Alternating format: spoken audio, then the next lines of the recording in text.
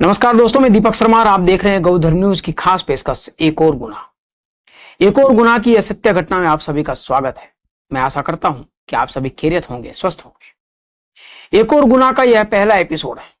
आशा करता हूं कि सत्य घटना की कहानियों से मेरे प्यारे भाई बहनों के बीच जागरूकता आएगी, क्राइम से बचाव होगा, अलर्ट रहेंगे और कम से कम किसी दोगले स्वार्थी मानसिकता के शिकार नहीं होंगे। उत्तर प्रदेश की यह घटना है।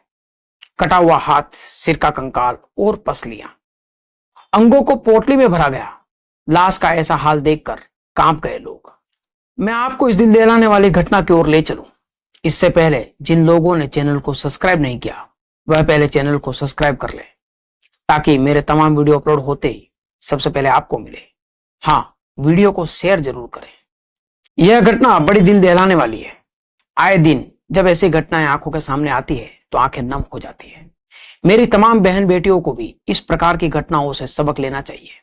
बहुत सारी बेटियों को अक्सर ऐसा लगता है कि उनका अब्दुल ऐसा नहीं है, और कुछ दिनों के बाद उनके मृत शरीर के 36 टुकड़े किसी फ्रिज या किसी सूटकेस में रास्ते के किसी चौराहे पर मिलता है। वह खुद भी चैन से नहीं रह पाई और माँ बाप की तो कहीं क्या, उनको तो उसने उसी दिन जीते जी मार दिया था जब वह किसी अब्दुल के संपर्क में आई थी। खैर, आइए समय बर्बाद न करते हुए चलते हैं घटना की ओर। निर्दोष उपासना, एक अधूरी जिंदगी। उन्नाव जिले के छोटे से गांव में रहने वाली उपासना गौतम एक होनहार और एक खुश मिजाज लड़की थी। वह 19 साल की थी और इंटर की परीक्षा की तैयारी कर रही थी। उसके पिता हृदय नारायण गौतम एक होमगार्ड थे, जो दिन रात मेहनत करके अपने बच्चों का भविष्य संवारने में लगे थे।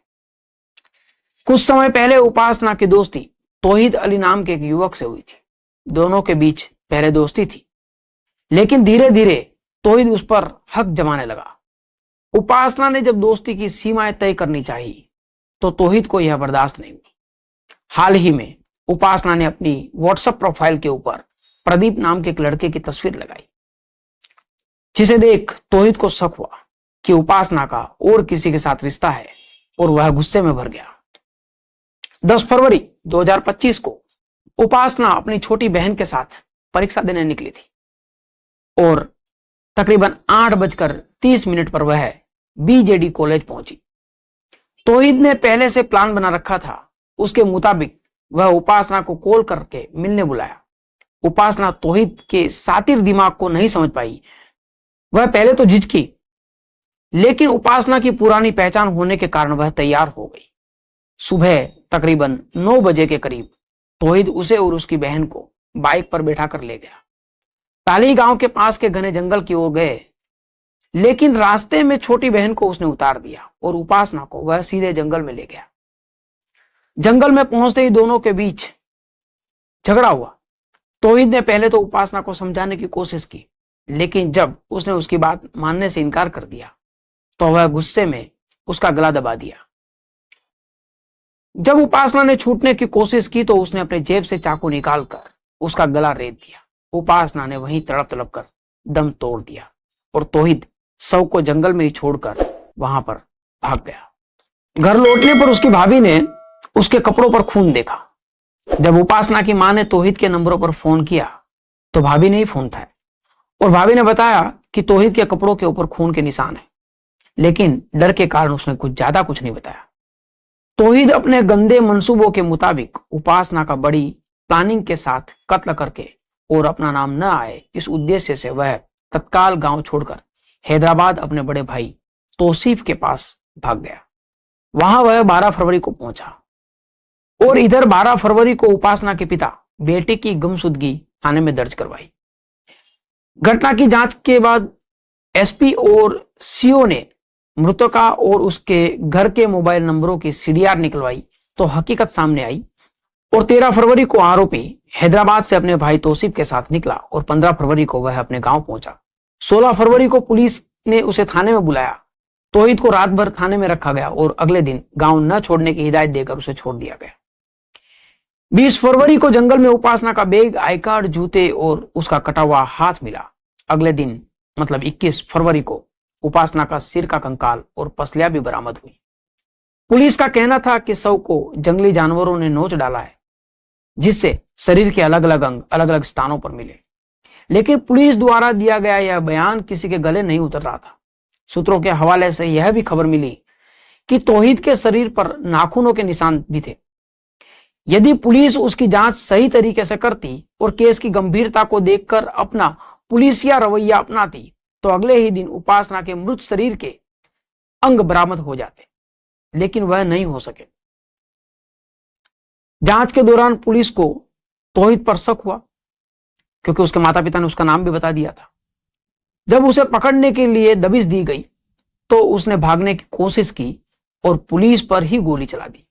जवाबी फायरिंग में पुलिस के द्वारा उसके पैर के ऊपर गोली लगी और उसे पकड़ लिया गया। पुलिस ने उसके पास से तमंचा और जिंदा कारतूस बरामद किए। पूछताछ के अंदर उसने अपना गुनाह जो था वह कबूल कर लिया। लेकिन इस पूरे मामले को लेकर कहीं ना कहीं पुलिस का रवैया बड़ा ही ढीला था, क्योंकि कत्ल 10 फरवरी को हुआ, आरोपी पकड़ा गया 16 फरवरी को, उपासना के देह के टुकड़े मिल रहे हैं 20 और 21 फरवरी को। इस बात से यह स्पष्ट हो जाता है कि महिलाओं और बेटियों की हत्या जैसे संगीन केस को लेकर पुलिस का रवैया कैसा था। खैर, अब उपासना का कातिल तौहीद फिलहाल सलाखों के पीछे है। उपासना की मां और पिता का रो रो कर बुरा हाल था। वे बस यही चाहते थे कि उनकी बेटी के हत्यारे को कड़ी से कड़ी सजा मिले। पूरे गांव में इस घटना को लेकर आक्रोश भी था। समाज में एक बार फिर महिलाओं की सुरक्षा पर बड़े सवाल खड़े हुए थे। उपासना तो चली गई, लेकिन उपासना के परिवार की यह लड़ाई अभी भी जारी थी। वो चाहते थे कि उपासना को न्याय मिले और ऐसे दरिंदों को कड़ी से कड़ी सजा दी जाए, ताकि फिर कोई बेटी इनके हादसे का शिकार ना हो। यह घटना सिर्फ एक लड़की की मौत की नहीं थी, बल्कि समाज के उस कड़वे सच को उजागर कर रही थी, जहां विश्वास, प्रेम, दोस्ती के नाम पर धोखा दिया जाता है।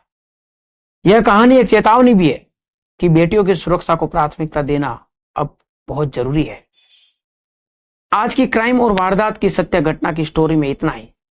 दोबारा फिर मिलेंगे समाज के एक युवा धन को जागरूक करने वाली एक और सत्य घटना के साथ। और हाँ, आपको यह घटना कैसी लगी कमेंट जरूर करें। आपके कमेंट देखकर मेरा हौसला और भी बुलंद होता है। और हाँ, केवल कमेंट से काम नहीं चलेगा, चैनल को सब्सक्राइब भी करें और शेयर भी जरूर करें। अंत में आशा करता हूं कि आपने चैनल को सब्सक्राइब कर दिया होगा। आपका दिन मंगलमय हो, इसी आशा के साथ दोबारा फिर मिलेंगे।